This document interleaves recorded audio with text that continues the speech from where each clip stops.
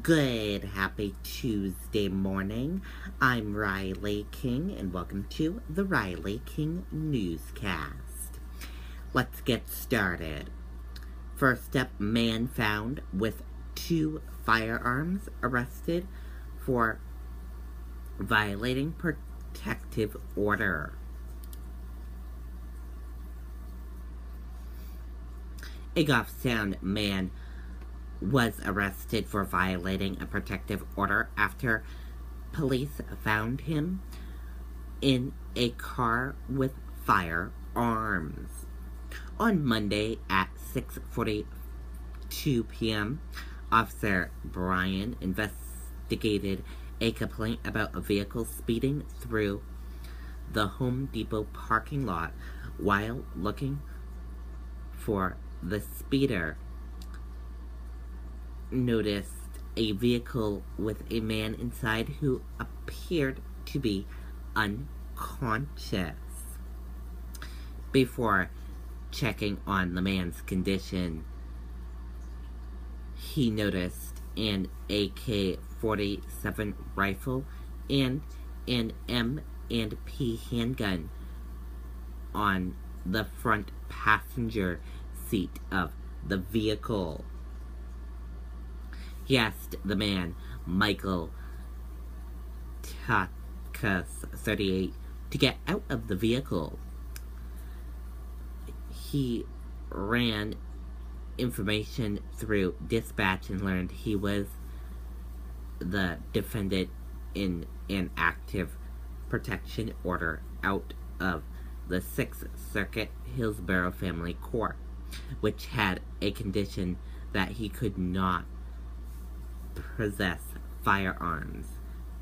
Takas' firearms were seized and he was arrested and charged with violating a protective order. He was taken to the Hooksett Police Department where he was booked, processed, and transported to Merrimack County Jail for a video arrangement today.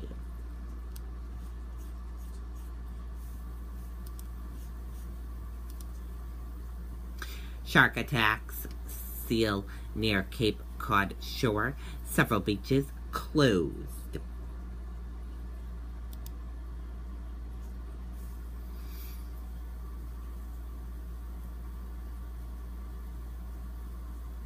Several Cape Cod beaches were closed Monday after shark attack a seal near the shore. The Boston Globe reports swimming was prohibited for a time Monday afternoon at Bellstone Beach, Long Nook Beach, Coast Guard Beach, head of the Meadow Beach, and Nauset Beach because of shark activity.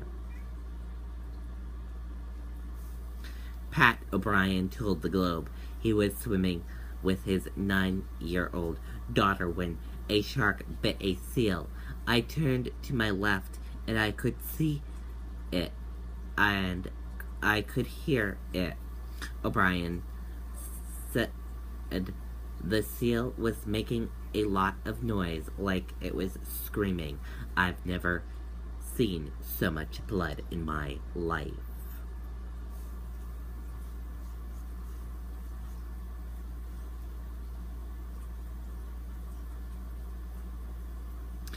A video posted on his Twitter page shows the moment the shark attacked the seal, turning the water red, causing pursuit on shore. Take a look at the video.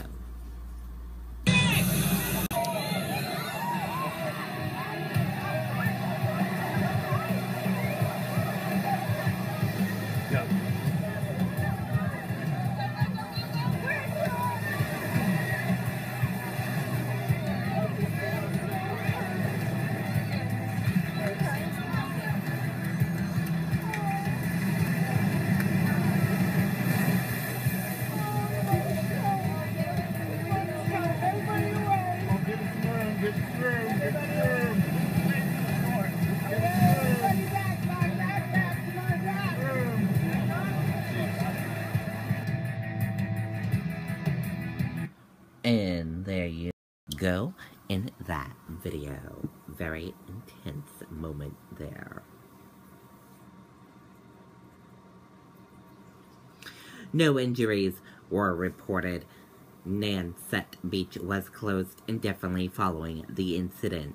On Sunday, Coast Guard Beach in Etham was closed to swimmers for an hour due to a shark sighting.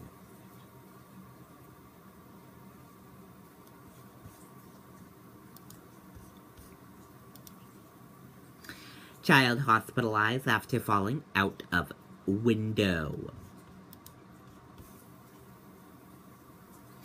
A 2-year-old child was hospitalized Monday night after falling from a second-floor window in Oxford Street, according to the Portland Police Department. Police say the child was leaning against the window screen when the screen gave out and the child fell. The child was taken to the hospital with non-life-threatening injuries. Police say no charges are expected to be filed at this time. Stay with us for the latest information on this. We will keep you updated.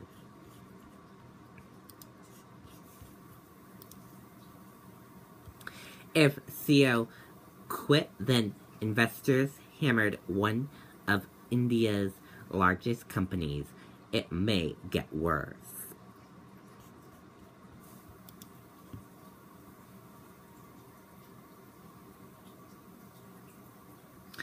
One of India's tech darlings, Infosys, could fall out of favor with investors after its chief executive officer resigned unexpectedly on Friday, following a clash between the company's founder and the board of directors.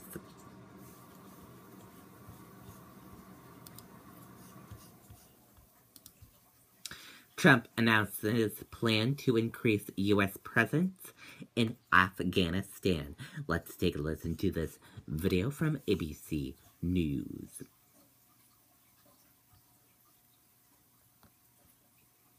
Sick and tired?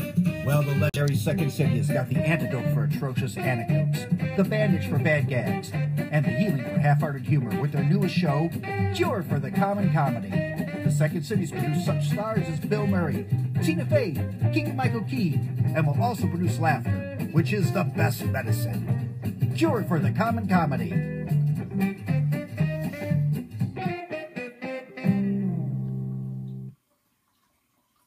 Breaking news on the nation's long war in Afghanistan. President Trump in a primetime address declaring the U.S. must continue the fight. The consequences of a rapid exit are both predictable and unacceptable.